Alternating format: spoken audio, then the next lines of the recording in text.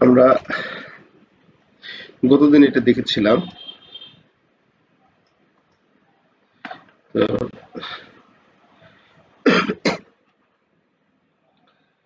গতদিন এখানে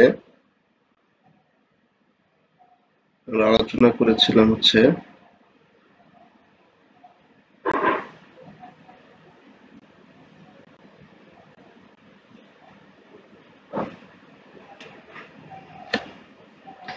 এত পর্যন্ত মনে হয় আলোচনা করা ছিল।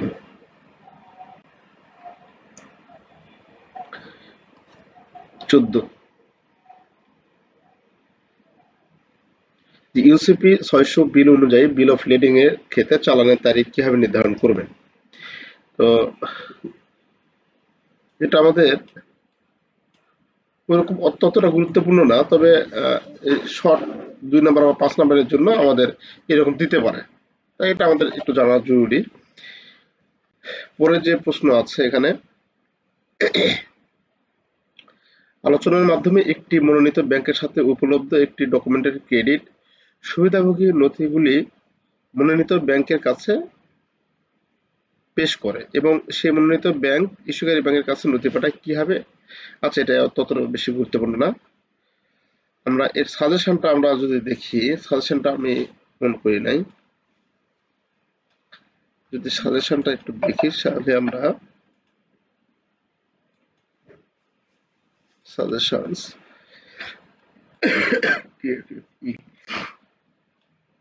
আচ্ছা, এটা হচ্ছে 4 নম্বর অধ্যায়। এটা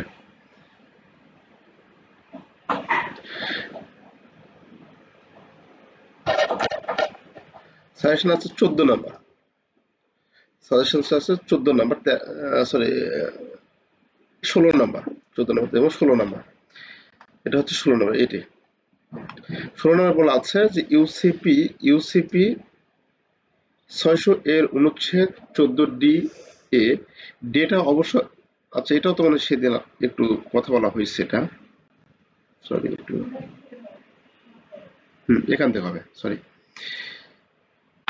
ইউসিপি 600 এর অনুচ্ছেদ 14F এর অধীনে ফুলফিল ফাংশন এর ধারণা দ্বারা আপনি কি বোঝেন। এখানে কিন্তু এটা দেওয়া আছে কি, হ্যাঁ দেওয়া আছে 17 নাম্বার দেওয়া আছে। এই প্রশ্নটা প্রশ্ন দেখে কিন্তু আমাদের মনে হতে পারে এটা অনেক বড় ধরনের বা কিছু বুঝাইছে, কিন্তু আসলে ওইরকম কিছু না। এটা একবার পড়লে আপনি বিশ্বাস করেন, একবার পড়লেই মনে থাকবে আপনার। তো এখানে বলা আছে uniform customs and practice, UCP. UCP কি? Uniform custom and practice for documentary credit. UCP 600 এর অনুচ্ছেদ 14F ক্রেডিট পত্রের অধীনে উপস্থাপিত নথিগুলির বিষয়ে ব্যাংকের বাধ্যবাধকতাগুলি নিয়ে কাজ করে।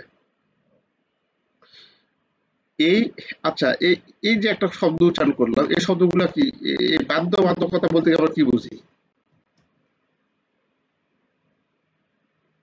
বাধ্যবাধকতা বলতে আমরা ব্যাংক যে জায়গায় লাইবল, যেগুলা দিতে লাইবল, যেমন কোনো ডিপোজিটর আমাদের এখানে টাকা রাখছে, ডিপোজিটর টাকা নিতে আসলে ব্যাংক সেটা দিতে লাইবল, ব্যাংক সেটা দিতে বাধ্য। এই যেগুলা, যে ব্যাংক যে জিনিসগুলা করতে বাধ্য, সেগুলা হচ্ছে বাধ্যবাধকতা। তো এই নিবন্ধনের অধীনে ফুলফিল ফাংশন বলতে ধারণাটি ক্রেডিট লেটারের অধীনে উপস্থাপিত নথিগুলি ক্রেডিট এ নির্ধারিত শর্তাবলী মেনে চলছে তা নিশ্চিত করার জন্য ব্যাংকগুলির দায়িত্বকে বোঝায়। তাহলে ফুলফিল ফাংশন কি বুঝি? যে ক্রেডিট এলসির অধীনে, লেটার অফ ক্রেডিটের অধীনে উপস্থাপিত নথিগুলি ক্রেডিট এ নির্ধারিত শর্তাবলী মেনে চলছে কিনা, মানে যে যে যে ডকুমেন্টগুলো দিয়েছে সেই ডকুমেন্টগুলো ওই ক্রেডিটের শর্তগুলো মেনে চলে কিনা। আমরা ধরুন একটা আমাদের জন্য ধরুন পরিবহন নথি লাগবে, সেই পরিবহন নথি ধরুন আমাদের জাহাজের পরিবহন নথি লাগবে। জাহাজের পরিবহন নথি যদি না দিয়ে আপনাকে অন্য কোনো পরিবহন নথি দেয়, তার মানে সেটা কিন্তু ফুলফিল শর্ত, যেটা ফাংশন যেটা, সেটা কিন্তু পালন করলো না। তাহলে এই জিনিসগুলা বুঝাবে যে নথিগুলা, যে ডকুমেন্টারি গুলা নিব আমরা, সেই ডকুমেন্টারি গুলা যেন এলসির ফুলফিল যে শর্তাবলী রয়েছে সেই শর্তাবলী যেন পালন করছে এটা বোঝায়। এই জিনিসটা হচ্ছে আমাদের কাছে ফুলফিল ফাংশন, যে যে নথিগুলো বা ডকুমেন্টারিগুলো যেগুলো নিব আমরা সেগুলো যেন ফুলফিল, অর্থাৎ লেটার অফ ক্রেডিটের যাবতীয় শর্তাবলী যেন মেনে চলে, সমস্ত শর্তাবলী যেন মেনে চলে, এটা হচ্ছে ফুলফিল ফাংশন। এইটুকু কথাই এনাফ, আর কিছু লেখার দরকার নেই, এখানে অনেক কিছু লেখা আছে, আপনি এইটুকু ফুলফিল ফাংশন বলতে এটাই বুঝবেন। হ্যাঁ, তো এই পরীক্ষার লক্ষ্য হলো সুবিধাভোগী বিক্রেতা এবং রপ্তানিকারক, বিক্রেতা বা রপ্তানিকারক একই দ্বারা উপস্থাপিত নথিগুলি ক্রেডিট পত্রে উল্লেখিত প্রয়োজনীয়তাগুলি মেনে চলছে তা নিশ্চিত করা। আচ্ছা, সহজ কথায় যখন এইটুকু হয়তো আমাদের তুলে দিবে, বুঝছেন, পরীক্ষায় এইটুকু হয়তো দিবে, এইটুকু দিলেই দেখা যাবে যে এই জিনিসটা আবার কি বলছে, এটা তো পড়া হয় নাই, বা হয়তো প্রশ্নের এক কোনায় পড়ে আছে, তখন আমরা এটা এই জিনিসগুলো একটু বিচলিত হব যে এটা কোথায় কি আছে। আচ্ছা, তো সহজ কথায় যখন একজন সুবিধাভোগী বিক্রেতা ক্রেডিট পত্রের অধীনে একটি ব্যাংকের কাছে নথি উপস্থাপন করে, তখন ব্যাংককে অবশ্যই যাচাই করতে হবে যে এই নথিগুলি ক্রেডিট চিঠিতে উল্লেখিত করা সমস্ত প্রয়োজনীয়তা পূরণ করে। ক্রেডিট শর্তাবলী অনুযায়ী বিক্রেতা অর্থ প্রদান পাওয়ার অধিকারী তা নিশ্চিত করার জন্য এই যাচাই প্রক্রিয়াটি অত্যন্ত গুরুত্বপূর্ণ। পরিপূর্ণ ফাংশন বা ফুলফিল ফাংশন এর জন্য ব্যাংকে উপস্থাপিত প্রতিটি নথি, যেমন bill of lading, certificate of origin, বীমা নথিগুলি ইত্যাদি সাবধানতার সাথে পরীক্ষা করতে হবে। যদি এই নথিগুলির মধ্যে কোনটি ক্রেডিট পত্রে বর্ণিত প্রয়োজনীয়তাগুলির সাথে সঙ্গতিপূর্ণ না হয়, তাহলে ব্যাংকে উপস্থাপিত নথিগুলি মর্যাদা করতে অস্বীকার করতে পারে, যার ফলে ইস্যুকারী ব্যাংক এবং আবেদনকারী ক্রেতার সুসম্পর্ক বজায় থাকে। যদি নথিগুলির ক্রেডিট পত্রের শর্তাবলী মেনে চলে, তবে ব্যাংকে অবশ্যই উপস্থাপনাকে মর্যাদা করতে হবে। বিষয়টা এরকম যে দুটা ব্যাংক, তো একটা হচ্ছে আমদানিকারকের ব্যাংক, একটা হচ্ছে রপ্তানিকারকের ব্যাংক। দুই ব্যাংকের মাধ্যমে আমদানিকারক এবং রপ্তানিকারক কারোই দেখা নেই, এক দেশের পণ্য আরেক দেশে পাচ্ছে, বা টাকাটা অর্থটা পেমেন্ট হচ্ছে রপ্তানিকারকের ব্যাংক আর হচ্ছে আমদানিকারকের ব্যাংকে এই টাকাটা লেনদেন হচ্ছে, তাই না? তো রপ্তানিকারকের ব্যাংক এবং আমদানিকারকের ব্যাংক দুজনের সাথে দীর্ঘদিনের ধরুন একটা স্বচ্ছতা আছে, দীর্ঘদিনের কোনো একটা পার্টির এলসিতে বা বাংলাদেশের যে কোনো এলসিতে ওই ব্যাংক করে। কিন্তু কোন ক্রমে যদি এরকম ফুলফিল ফাংশন মানে কাজ করে না, মানে যে ডকুমেন্ট লাগবে সেই ডকুমেন্ট না নিয়ে অন্য ডকুমেন্ট নিয়েছে, এরকম যদি হয় তাহলে দেখা যাচ্ছে দুই ব্যাংকের মধ্যে যে সুসম্পর্ক সেটা বজায় থাকবে না, এবং সেটাও দিতে অস্বীকার করবে। কারণ ওই ব্যাংক যখন ডকুমেন্ট পাঠাবে, রপ্তানিকারকের ব্যাংক যখন রপ্তানির ডকুমেন্ট যখন পাঠাবে, তখন এই আমাদের আমদানিকারকের ব্যাংক তখন পরীক্ষা নিরীক্ষা করে দেখবে যে সব ঠিক আছে কিনা। তাহলে এই যে এরাও আবার ডকুমেন্ট পাঠাবে, পরীক্ষা করে দেখবে সব ঠিক আছে নাকি, এই যে দুইজনের যে ডকুমেন্টারি আছে, এই ডকুমেন্টারি যখন দুইটা ব্যাংক পরীক্ষা করে দেখে, যখন দেখবে যে না সবগুলো শর্ত, আমাদের এলসি সবগুলো শর্ত এর মধ্যে আছে, তাহলে এই যে শর্তের অধীনে যে ডকুমেন্টগুলো নিচ্ছে, এটাই হচ্ছে আমাদের কাছে ফুলফিল ফাংশন। অর্থাৎ মোট কথা যে ফুলফিল ফাংশনটা হচ্ছে কোনো ডকুমেন্ট সে সংশ্লিষ্ট এলসির শর্তাবলী পালন করে কিনা, পালন করলে সেটা হচ্ছে ফুলফিল ফাংশন। আচ্ছা, তো এটার উপর অনেক কথা হলো, এটা ছোট্ট একটু কথা, কিন্তু এটা আপনারা বানিয়ে লিখতে পারবেন। তারপরে আমাদের আচ্ছা 18 নম্বর, এটা একটু বড় করি। 18 নম্বর, এখানে বলা হচ্ছে বিল অফ এক্সচেঞ্জ, বাণিজ্যিক চালান, বিল অফ লেডিং, উৎপাদিত সার্টিফিকেট, ব্যাংক তারিখে পণ্যগুলি, এটা অনেক ভালো একটি প্রশ্ন। দেখুন এখানে প্রশ্ন অনেকগুলো দিয়েছে আপনাদের, কিন্তু একবার পড়লে বানিয়ে লেখার মতো একটা সক্ষমতার জন্য হবে। আর যদি মনে করেন যে প্রশ্ন অনেকগুলো হয়েছে, এটা কেমনে কি করব, তাহলে কিন্তু ঝামেলা। তাহলে আপনিও, কারণ আমি তো আর প্রশ্ন করব না, প্রশ্নকর্তা প্রশ্ন করবে। তা প্রশ্নকর্তা কোন প্রশ্ন করবে সেই জিনিসগুলো কিন্তু সে টপিকগুলো এর মধ্যে আলোচনা আছে, প্রশ্নটা কিভাবে করবে সে তার উপর নির্ভর করবে। তো এই জন্য আমাদের একটু সবগুলো পড়া দরকার। তাহলে বিল অফ এক্সচেঞ্জ, বাণিজ্যিক চালান, বিল অফ লেডিং, উৎপত্তির সার্টিফিকেট এবং প্যাকিং তালিকায় পণ্যগুলি বর্ণনার জন্য ইউসিপি 6 সাধারণ নিয়ম। তো বিল অফ এক্সচেঞ্জ, প্রথমে আছে বিল অফ এক্সচেঞ্জ। এটি একটি লিখিত আদেশ যা রপ্তানিকারক ড্রয়ার আমদানিকারক ড্রয়কে একটি নির্দিষ্ট তারিখে একটি নির্দিষ্ট পরিমাণ অর্থ প্রদান করে। যদি এটি সরাসরি পণ্যগুলিকে বর্ণনা থাকে না, এটি প্রায়শই অন্তর্নিহিত লেনদেন উল্লেখ করে এবং লেনদেন করা পণ্য সম্পর্কে প্রাথমিক বিবরণ লিখিত থাকে। এটা হচ্ছে আমাদের বিল অফ এক্সচেঞ্জের সম্পর্কে বিস্তারিত একটা টিকার মতো আলোচনা করা আছে, এর আগে আমরা দেখে আসছি। ওইটা আপনারা দেখে নেবেন, তাহলে ওটা দেখে নিলে ওটার আন্ডারে আপনারা লিখতে পারবেন যে বিল অফ এক্সচেঞ্জটা আসলে কি। বাণিজ্যিক চালান, এখানে আছে বাণিজ্যিক চালান। এই নথিতে পরিমাণ ইউনিট, তাহলে বিল অফ এক্সচেঞ্জে আমাদের কি থাকে না, বিল অফ এক্সচেঞ্জের এখানে যে পণ্যের যে সরাসরি বর্ণনা, সরাসরি ব্যাখ্যা, সেই ব্যাখ্যাটা থাকে না বিল অফ এক্সচেঞ্জে। এখানে দুটি পক্ষের মধ্যে আমাদের যে লেনদেনের মধ্যে যে আমাদের পণ্যের কে কত টাকা কি পাবে এই পরিমাণটা আমাদের এখানে দেওয়া থাকে। আর বাণিজ্যিক চালানে যেটা বলা আছে যে এই নথিতে পরিমাণ, ইউনিট, মূল্য এবং অন্যান্য প্রাসঙ্গিক তথ্য যেমন ওজন, ভলিউম, প্যাকেজিং বিশদ সহ বিক্রয় করা পণ্যগুলির একটি বিশদ বিবরণ থাকে। অর্থাৎ চালানে যেটা থাকে, চালান বলতে যেটা বোঝায়, বর্ণনাটি এলসিতে উল্লেখিত শর্তাবলীর সাথে সামঞ্জস্য রাখা উচিত। চালানে আমাদের এইরকম পণ্যের যাবতীয় যত বিবরণ আছে, সেই বিবরণগুলো থাকে, পরিমাণ, ইউনিট, মূল্য, কার কাছে যাবে, কোন পার্টি কাছে যাবে, ক্রেতাকে, বিক্রেতাকে, সবগুলো এখানে লেখা থাকে, মূল্য কত, সবগুলো লেখা থাকে। তাহলে এই বর্ণনাগুলি অবশ্যই আজগুবি হতে হবে। এটা এলসির সাথে উল্লেখিত শর্তাবলীর সাথে আমাদের থাকতে হবে, প্রাসঙ্গিক থাকতে হবে। বিল অফ লেডিং এটি বহনকারী সাধারণত একটি শিপিং কোম্পানি। এটা কিন্তু আমাদের টিকায় আসে, এই বিল অফ লেডিংটা টিকায় আসে। তো এবং অনেক বেশি ব্যবহৃত একটা বাণিজ্যিক যে দলিল সমূহ রয়েছে, সেই দলিল সমূহের মধ্যে এটা একটু সবচেয়ে বেশি ব্যবহার হয়, বিল অফ লেডিং। এটা যদি আসে, বিল অফ লেডিং জিনিসটা কি, এটি বহনকারী সাধারণত এটি শিপিং কোম্পানি দ্বারা জারি করা একটি নথি, যা পরিবহনের চুক্তি এবং চালানের জন্য পণ্য প্রাপ্তির প্রমাণ হিসেবে কাজ করে। এতে বহনকারীর নাম, প্রেরক, পণ্যের বিবরণ, পরিমাণ এবং গন্তব্যের বিবরণ ইত্যাদি উল্লেখ থাকে। পণ্যের বিবরণ এলসি এবং অন্যান্য নথিতে যা বলা আছে তার সাথে মিল থাকতে হবে, অবশ্যই সেটা মিল থাকতে হবে আমাদের। তাহলে এই হচ্ছে আমাদের কাছে বিল অফ লেডিং। তাহলে কে ইস্যু করে? বিল অফ লেডিং আমাদের পরিবহন কোম্পানি ইস্যু করে। মোট কথা এটা মনে রাখবেন যে পরিবহন কোম্পানি, সেটা কি পরিবহন, সেটা আমাদের স্থল পরিবহন বা আকাশ পরিবহন না, সেটা হচ্ছে আমাদের বিশেষ করে শিপিং কোম্পানি এটা প্রদান করে। আচ্ছা, উৎপত্তি সার্টিফিকেট বলতে যে পণ্যটা আমরা নিয়ে আসবো, বাংলাদেশে আমদানি করে নিয়ে আসবো, সেই পণ্যটা কোন দেশে উৎপত্তি হয়েছে, কোথায় উৎপত্তি হয়েছে, এই জিনিসগুলো এখানে বর্ণনা থাকবে।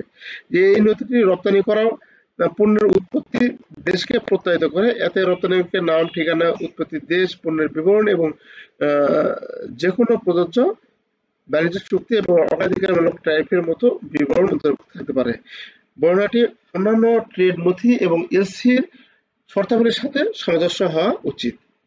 প্যাকিং তালিকা বলতে আমরা যেটা বুঝি, আমরা ওই যে সাবানের গায়ে যেটা লেখা থাকে ডেট, যে প্যাকিং ডেট লেখা থাকে, সেই এটা যে প্যাকিং তালিকা।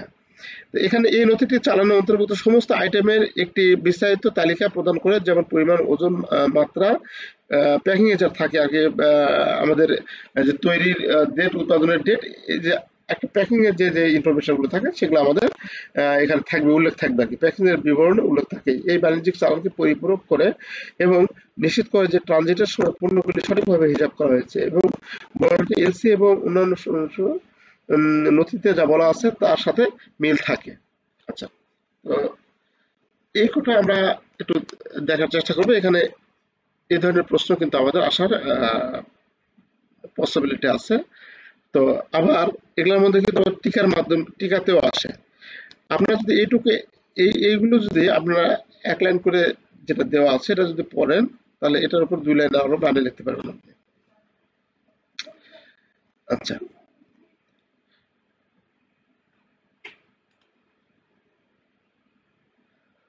তারপরে আছে 19 নম্বরে আছে ইউসিপি 600 নিবন্ধ 28 এর অধীনে বীমা নথি ন্যূনতম শতাংশের প্রয়োজনীয়তা কত? যখন ক্রেডিট কভারেজ হিসেবে উন্মোচিত থাকে এবং যখন ক্রেডিট বীমা কভারেজ শতাংশের প্রয়োজনীয়তা নির্দিষ্ট করে। অর্থাৎ ক্রেডিট কভারেজ যখন থাকে না, অর্থাৎ কত পার্সেন্ট ক্রেডিট কভারেজ থাকবে, এটা যদি না থাকে তাহলে তখন কি হবে, এবং যদি শতাংশ উল্লেখ থাকে তাহলে তখন কি হবে, এই কথা বলা আছে। তো ইউসিবি 600 ধারা 28 এর অধীনে বীমা নথিতে কভারেজের ন্যূনতম শতাংশ প্রয়োজনীয়তা নিম্নরূপ: 1. যখন ক্রেডিট কভারেজ হিসেবে উচ্চারিত থাকে, বীমা নথিতে পণ্যের মূল্য কমপক্ষে ন্যূনতম শতাংশ, সাধারণত 110% CIF, cost insurance and freight, CIF বা সিআইএফ, আচ্ছা, বা সিআইএফ না, এটা CIP, carriage and insurance paid to cover করতে হবে। ট্রানজিটে চলাকালীন যে কোনো সম্ভাব্য ক্ষতি বা ক্ষতির জন্য পর্যাপ্ত কভারেজ নিশ্চিত করার জন্য আন্তর্জাতিক বাণিজ্যে এটি একটি প্রথাগত নিয়ম। যদি বীমা কভারেজ ঋণে কোনো উল্লেখ না থাকে, তবে বীমা কভারেজের পরিমাণ অবশ্যই পণ্যের সিআইএফ বা সিআইপি মূল্যের কমপক্ষে 110% হতে হবে। এই জিনিসটা হলো মূল কথা। এখানে আমাদের যে কথা বলা আছে যে যদি বীমা কভারেজ কত পার্সেন্ট সেটা যদি উচ্চারিত থাকে, মানে উচ্চারণ করা থাকে না, মানে লেখা থাকে না, ডকুমেন্টে লেখা থাকে না, বীমা কভারেজ কত পার্সেন্ট হবে সেটা যদি লেখা না থাকে, তাহলে আমাদের যেটা লিখতে হবে কত, এই যে লাস্টের লাইন যেটা বলা আছে যে বীমা কভারেজ জানার জন্য বীমা কভারেজ পরিমাণ অবশ্যই পণ্যের সিআইপি বা সিআইএফ বা সিআইপি মূল্যের কমপক্ষে 110% হতো। প্রথমে যেটা বলা আছে সেটা। আচ্ছা, আর যদি শতাংশ উল্লেখ থাকে, তাহলে উল্লেখ থাকলে সেটাই করতে হবে। তার উল্লেখ না থাকলে আমরা সিআইপি এটা থাকবে cost and faith, cost insurance and faith, আর cost insurance paid, cost insurance paid to, এটা হচ্ছে আমাদের কাছে সিআইপি। আচ্ছা, এর হচ্ছে কত, 110%, এটা আমাদের মনে রাখতে হবে। যদি আমাদের উচ্চারিত থাকে তাহলে 10%, বা লেখা যদি না থাকে 10%, লেখা থাকলে আমাদের যেটা লেখা থাকবে সেটা করতে হবে। এখানে কি বলা আছে, যদি ক্রেডিট বীমা কভারেজের একটি নির্দিষ্ট শতাংশ উল্লেখ থাকে, তাহলে বীমা নথিগুলো অবশ্যই সেই শতাংশ মেনে চলতে হবে।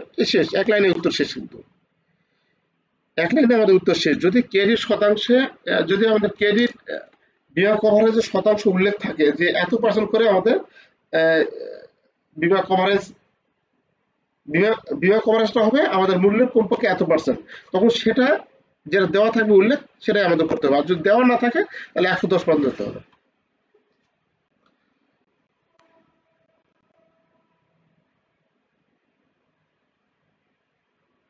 আপনার ব্যাংকে বিদেশি বাণিজ্য বিভাগের প্রধান হিসেবে আপনি ইউসিবি 600 এর অধীনে নিম্নলিখিত পরিস্থিতি কিভাবে মোকাবেলা করবেন? এবার বলা আছে এলসি শর্ত অনুসারে, এলসির শর্ত অনুসারে 08 মার্চ 2023 ছিল নথি উপস্থাপনের সময়সীমা। আপনার গ্রাহক 9 মার্চ 2023 তারিখে নথি উপস্থাপন করেছেন। মনে রাখবেন 8 মার্চ 2023 ছিল একটি সরকারি ছুটির দিন, তাই ওই দিন বাংলাদেশের সব ব্যাংক বন্ধ ছিল। কি হবে আমাদের এটা, এই পরিস্থিতি আমরা কিভাবে মোকাবেলা করব? যে আমাদের ডেট ছিল হচ্ছে 8 মার্চ, কিন্তু 8 মার্চ সরকারি ছুটি ছিল, পরের দিন আমাদের কাছে সে নথিটি উপস্থাপন করেছে। তাহলে এই ঘটনাটা আমরা কিভাবে মোকাবেলা করব? মানে ঠিক আমরা যেমন ক্রেডিট কার্ডের বিল পরিশোধ করি, হ্যাঁ, ওই ওই এইরকম একটা কথা ভাবুন যে ক্রেডিট কার্ডের বিল পরিশোধ করি, দিন ছিল হচ্ছে মনে করেন ধরেন 8 তারিখ, সে 8 তারিখে আমরা দিতে পারি নাই। 8 তারিখ কি পড়েছে, 8 তারিখে ধরেন কোন ব্যাংক ছুটি পড়েছে, তাহলে 9 তারিখে আমরা দিচ্ছি। তাহলে 9 তারিখে যদি দিয়ে থাকি তাহলে আমাদের কি হবে, ইন্টারেস্ট কাটবে না কাটবে না, মানে তার পেনাল্টি চার্জ হবে কি হবে না, এরকম বিষয়গুলো এখানে আমরা তুলে ধরেছি আর কি। এখানে এবার বলা আছে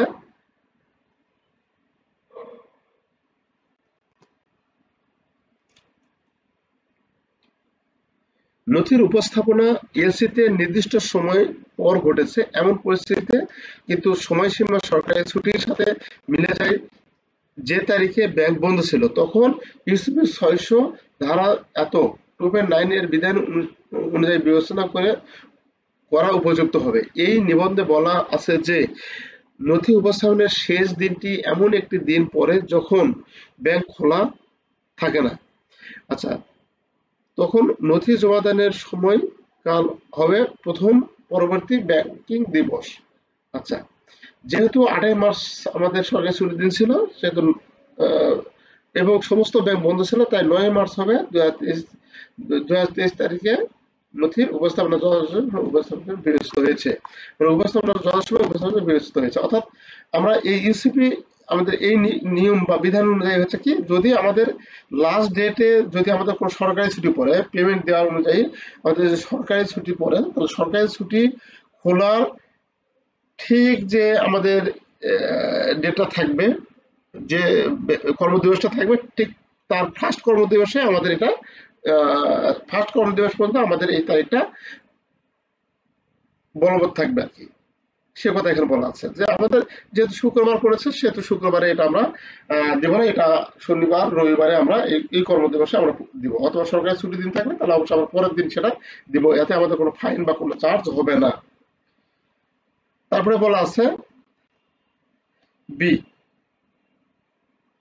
বিতে বলা আছে আপনার গ্রাহক ইসিপি 600 এর অধীনে অপরিবর্তনীয় এসি এর অধীনে আলোচনার জন্য রপ্তানি নথি উপস্থাপন করেছেন।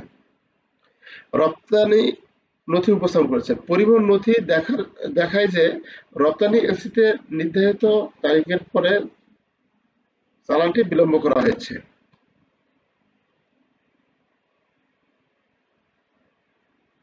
তাহলে পরিবহন নথি দেখায় যে রপ্তানি এলসিতে নির্ধারিত তারিখের পরে আমাদের চালানটি বিলম্বে করা হয়েছে। তাহলে এটা আমরা কিভাবে এখানে বলা আছে, যদি পরিবহন নথি দেখায় যে চালানটি এলসিতে নির্ধারিত তারিখের পরে করা হয়েছিল, তা ইউসিপি 600 এর অধীনে একটি অসঙ্গতি তৈরি করে, তাই না? যার ফলে ব্যাংক নথিগুলিকে মর্যাদা করতে পারে না এবং এটি অবশ্যই গ্রাহককে অসঙ্গতি সম্পর্কে অবহিত করে। গ্রাহক ক্রেতার সাথে অমিল সমাধান করতে হবে বা চালানের তারিখ বাড়ানোর জন্য এলসিতে কয়েকটি সংশোধনের অনুরোধ করতে পারে। অর্থাৎ সেখানে আমাদের যদি কোনো মেজর আমাদের ভুল থাকে, তাহলে সেই ভুলগুলো আমাদের সংশোধনের জন্য সেই ডকুমেন্টারিগুলো আবার ফেরত পাঠিয়ে দিবে। আচ্ছা,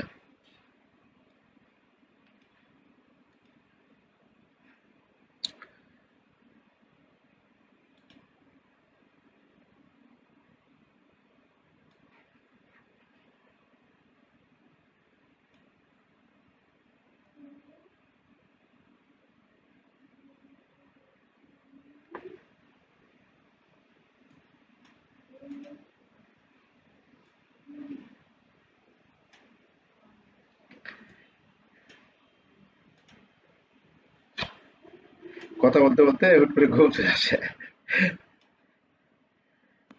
তারপরে আমাদের সাজেশনে যেটা দেওয়া আছে, এতগুলো করে প্রশ্ন দেওয়া আছে, এটা তো দেওয়া আছে সাজেশনে। তারপরে ধর আছে সি, ধরুন আপনার ব্যাংক হলে একটি এলসির পরামর্শদাতা ব্যাংক। আচ্ছা, তারপর বলা আছে এলসি ইস্যুকারী ব্যাংক আপনাকে অনুরোধ করেছে সুবিধাভোগী পরামর্শ দেওয়ার আগে এলসিতে আপনার ব্যাংকের নিশ্চিতকরণ যোগ করতে, কিন্তু ইস্যুকারী ব্যাংক আপনার ব্যাংকের সাথে কোনো ক্রেডিট লাইন নেই। এখানে দুইটা ব্যাংকের কথা এখানে বলা আছে যে পরামর্শদাতা ব্যাংক, এটা হচ্ছে ধরুন আপনার ব্যাংক হলো একটি এলসির পরামর্শদাতা ব্যাংক। এলসি ইস্যুকারী ব্যাংক আপনাকে অনুরোধ করেছে সুবিধাভোগীকে পরামর্শ দেওয়ার আগে এলসি তে আপনার ব্যাংকের নিশ্চিতকরণ যোগ করতে, কিন্তু ইস্যুকারী ব্যাংকের আপনার ব্যাংকের সাথে কোনো ধরনের ক্রেডিট লাইন নাই। এর বলা আছে পরামর্শদাতা ব্যাংক হিসেবে আমরা এলসিতে নিশ্চিতকরণ সংযুক্ত করতে পারবো না যদি ইস্যুকারী ব্যাংক আমাদের ব্যাংকের কাছে কোনো ক্রেডিট লাইন না থাকে। এলসিতে নিশ্চিতকরণ যোগ করার অর্থ হলো উপদেষ্টা ব্যাংক এবং সুবিধাভোগীর কাছ থেকে অর্থ প্রদানের বাধ্যবাধকতা গ্রহণ করার জন্য ইস্যুকারী এবং উপদেশ প্রদানকারী ব্যাংকগুলির সাথে একটু ক্রেডিট লাইন প্রয়োজন পড়ে। তাই আমরা ক্রেডিট লাইনের অনুপস্থিত কারণে নিশ্চিতকরণ যোগ করতে আমাদের সক্ষমতা সম্পর্কে তাদের জানাতে ইস্যুকারী ব্যাংক সেই অনুযায়ী পরামর্শ দেবে। তাহলে মোট কথা আমাদের এই লাস্টের লাইনে যেটা বলা আছে, আমরা ক্রেডিট লাইনের অনুপস্থিতির কারণে নিশ্চিতকরণ যোগ দিতে আমাদের অক্ষমতা সম্পর্কে তাদের জানাতে ইস্যুকারী ব্যাংককে সেই অনুযায়ী পরামর্শ দিবে। আর সর্বশেষ আমাদের কিন্তু সর্বশেষ বলা আছে যে শিপিং নথিগুলো যাচাই করে আপনি দেখতে পাচ্ছেন যে এলসি এবং বিল অফ লেডিং এর মধ্যে পণ্যের এইচএস কোডের অমিল রয়েছে। এলসি এবং বিল অফ লেডিং এইচএস কোডের অমিল ইউসিপি 600 এর অধীনে একটি অসঙ্গতি তৈরি হয়। ব্যাংকে অবশ্যই গ্রাহকের অসঙ্গতি সম্পর্কে অবহিত করতে হবে। এলসিতে সংশোধনী এনে অথবা একটি প্রদান করে তার সংশোধনের জন্য অনুরোধ করতে হবে। এই কয়টা আমাদের যে ঘটনা, সেই ঘটনার প্রেক্ষিতে আমাদের আনসার এখানে করা আছে, আপনারা একটু দেখবেন, একটু সহজ আছে। 21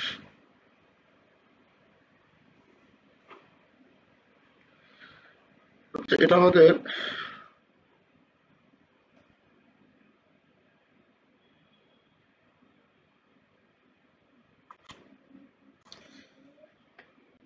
ইউসিপি 600 এর অধীনে বিল অফ লেডিং এর প্রয়োজনীয়তাগুলো কি কি?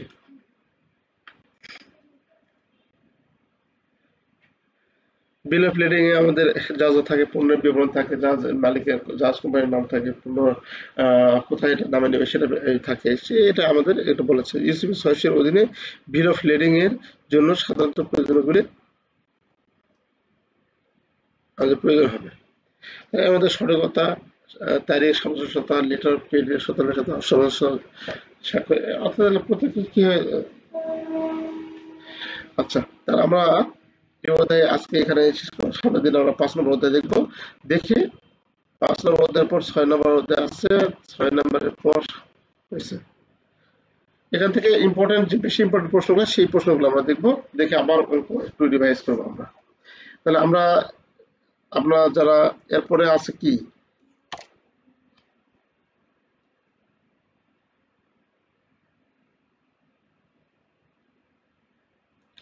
আসসালামু আলাইকুম স্যার। ওয়ালাইকুম আসসালাম স্যার। স্যার স্যার ভালো আছেন? আজকে এই তো স্যার ট্রেজারি ম্যানেজমেন্ট আছে। আচ্ছা স্যার, তাহলে ট্রেজারি ম্যানেজমেন্টে যারা আছে তারা ইয়ে করেন। হ্যাঁ, ট্রেজারি ম্যানেজমেন্ট যাদের আছে তারা একটু ইয়ে করেন।